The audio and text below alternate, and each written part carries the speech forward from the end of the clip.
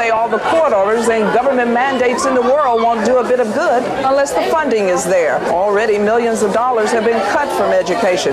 So what happens when the mandate is still there but the funding is gone? What happens to their future? What happens to all of ours? Judy Alsobrooks, Mississippi News Tonight. Keeping the aircraft grounded doesn't necessarily mean it's been cost-free to the state. You still have expenses like storage and maintenance, and the pilots who are still on payroll. There's so much history in the mansion till it's not surprising at all to know that there are ghost stories floating around. But in order to get a feel for the past, we need to fade back in time, way back.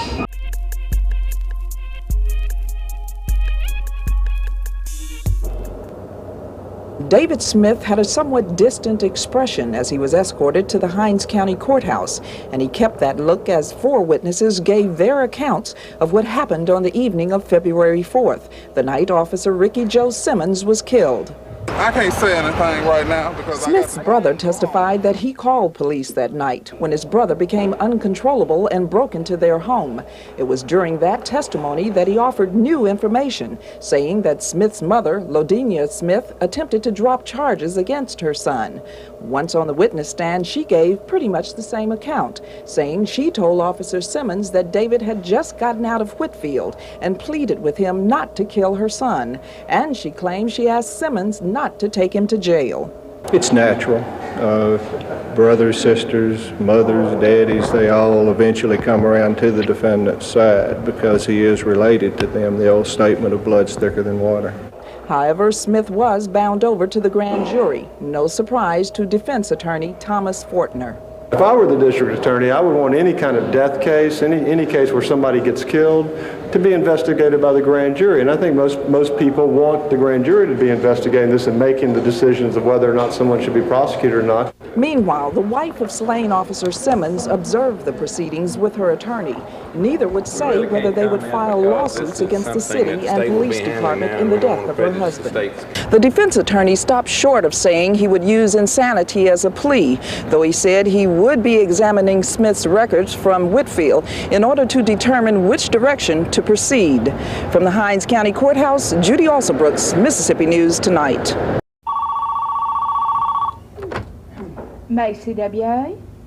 A steady flow of calls has been coming into the State Employees Union Hall since Wednesday. Workers are frantic over a recently approved furlough plan. It'll mean 1 or 2 days off work per month without pay and will affect more than 12% of the state employees. It's going to be a tragic situation, that's going to be one that's a lot of confusion and a lot of fear on the part of employees, and they're mad, they're upset. Ruby McDaniel, who works in the Department of Agriculture, is one of those who's upset. And I don't feel like the burden should be put on the state employees to balance the budget. I work 2 jobs and have ever since I've been here to make my living. And I know with people with families and children, it's really going to hit hard. Mike Taylor, a husband and father of a 2.5-year-old, will be hit by the furlough. He's worked for the state for 15 years. It may come to the point that, if this has to go on for several months, I may have to try to find something on the weekends to do. Agriculture Commissioner Jim Buck Ross is concerned. What bothers me is this, that you can cut, but there's a clinker. And that clinker is that sooner or later, you become inefficient. The Corrections Department was the hardest hit. More than 2,600 employees there will absorb $4 million cuts. So the bottom line is, while legislators grapple over balancing the budget, state workers are resentful, feeling that they are the ones who are paying the cost, a heavy cost that could keep them from balancing their own household budgets. Judy Alsobrooks, Mississippi News Tonight. 911 emergency, can I help you? Beg your pardon? Hello? This is the police department. Somebody need the police? The frightened voice that you heard on the 911 tape belongs to 4-year-old Ashley Brumfield.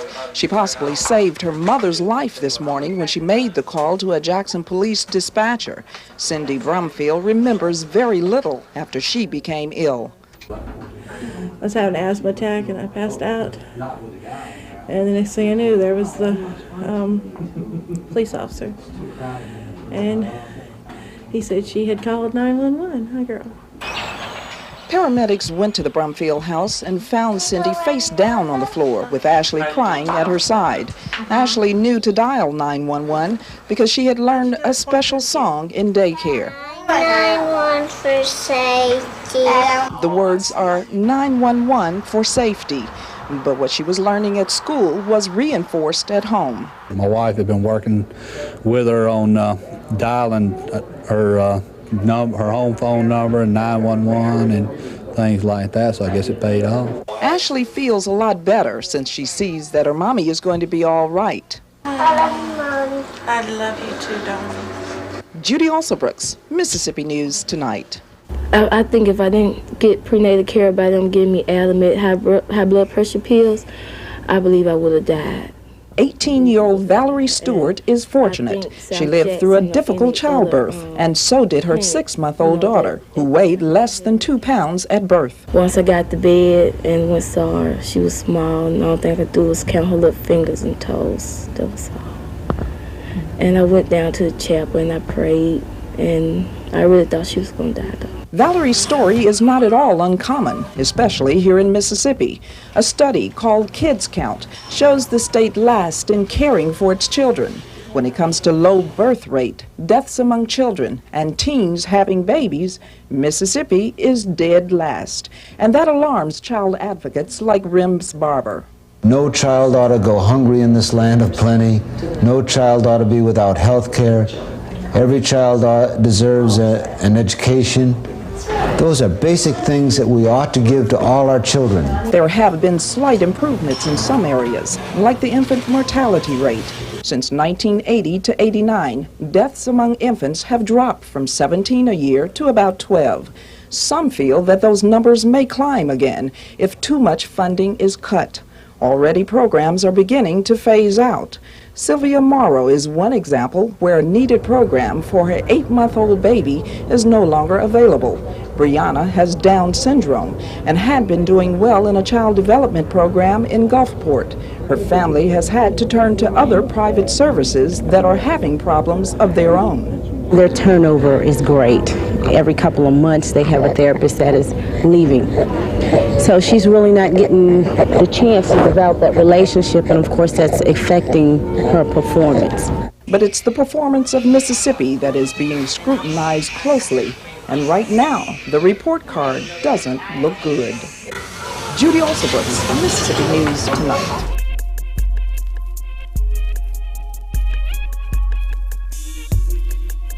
Dr. Margaret Walker Alexander has been a special voice in Mississippi.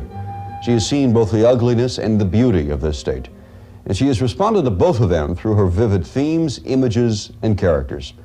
Judy Alsobrooks talks with her about her life and her work. Dr. Margaret Walker Alexander is still busy writing. Though she says she's not as quick as she once was, she still has 4 books, including her autobiography, to write. She has had 10 books published, all of which have won prestigious awards. Her first book, For My People, which is a collection of poetry, received the Yale University Poets Award. Jubilee, a Civil War novel about her great-grandmother, was completed in 1965 after years of research. The fictionalized history has drawn worldwide acclaim, having been published in several languages and in reprint dozens of times. However, her illustrious career has not been without controversy.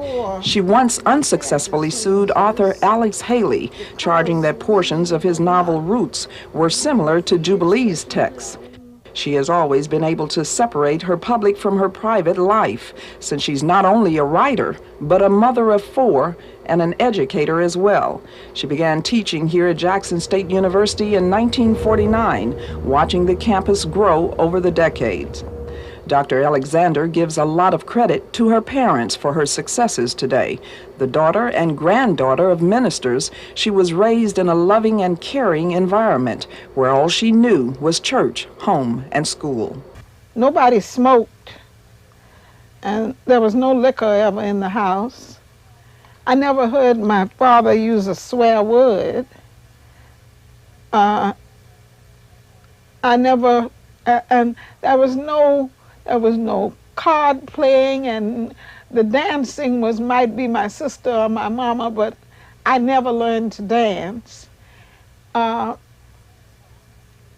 first time I played cards with my peers, I didn't want to admit that I didn't know how to play cards. So I heard a girl say about me, "That girl reneged 13 times." Did you know what renege meant? I didn't know what renege. Were you with your own children a strict disciplinarian? No, I'm no disciplinarian at all. My husband and my mother disciplined my children. Why not you? Because I decided when I was a little girl and got all those whippings every day from 2 and 3 people a day that I would never whip a child. When did you start writing poetry? I wrote my first compositions as prose. But the next year, in the next 2 or 3 years, I was writing poetry, a great deal of it. And my father gave me a book to keep my poems together when I was 12. Do you recall any of the lines? Yes, what did I say? One, they're strong and bronzed and smart, these dark-skinned brothers of mine. Though men have tried to crush their hearts, they've stood the test of time. And you were how old? About 11 or 12, I guess 11. I couldn't have been much more than that. And one, it's just a bit of sunshine and just a bit of spice that's made something and made this world so nice. That was the first one, I remember that. Mississippi is very important to you. Mississippi has been just wonderful for me. I came in '49. For some reason, Jackson appealed to me.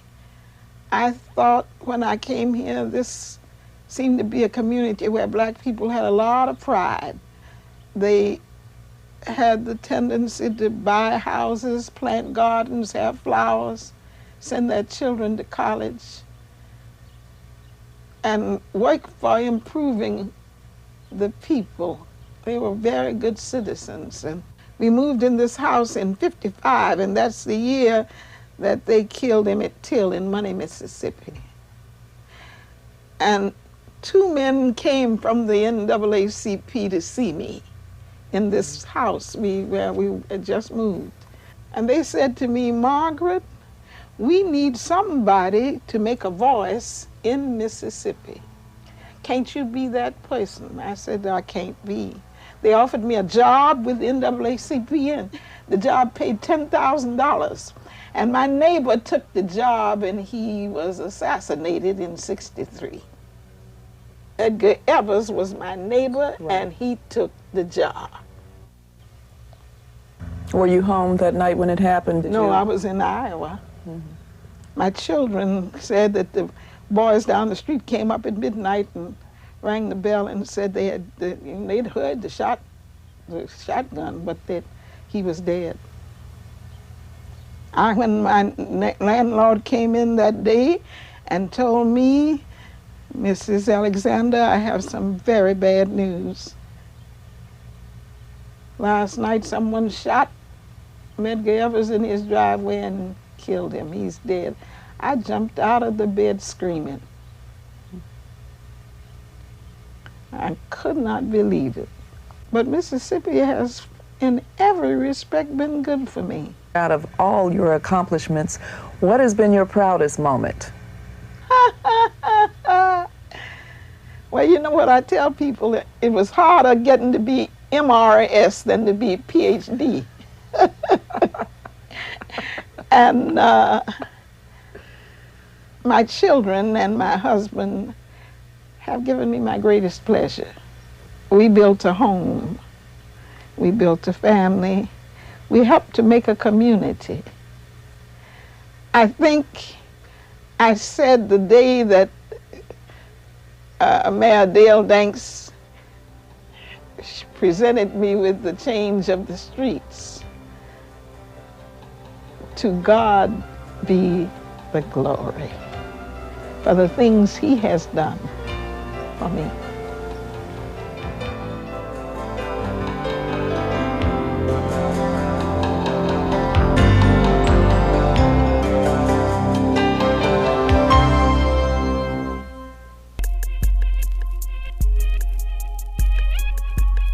Don't miss the Jackson State University National Alumni Scholarship Concert featuring legendary blues artist Bobby Rush. It takes place February 26th from 8 p.m. to midnight in the Lee E. Williams Athletics and Assembly Center on the campus of Jackson State University.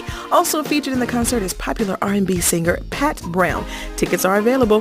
Funds raised will support scholarships at Jackson State University. For more information, 979-2281. This is a good thing, good cause. Be there. Follow me as I follow God on Friday, May 6th. All roads lead to the Rose E. McCord Auditorium on the campus of Jackson State University for the JSU Tsunami Gospel Benefit Concert. Join Harvey Watkins Jr. and the Canton Spirituals, Evelyn Turntine Agee, Lillian Lilly, Anderson Sanctuary Choir, Ben Conan Worship, and the JSU Gospel Choir. Purchase your tickets at Bebop Record Shop, JSU Bookstore, or online, www.jsums.net. Tsunami. Black college, yeah! Talent Hour, Black college! Talent Hour! It's all the fun and excitement of historically black college and university competitions. 9 p.m. Tuesday and 7 and 11 p.m. Thursday on Jackson State University's TV 23, Time Warner Cable Channel 61.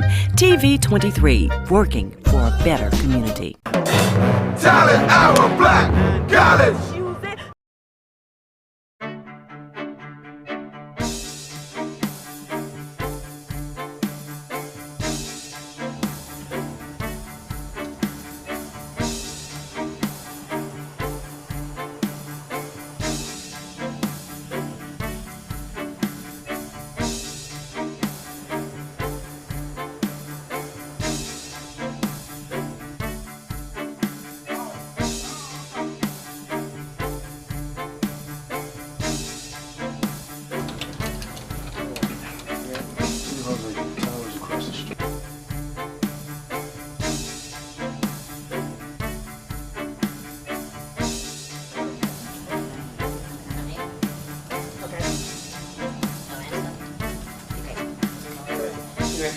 And for those of you who are looking for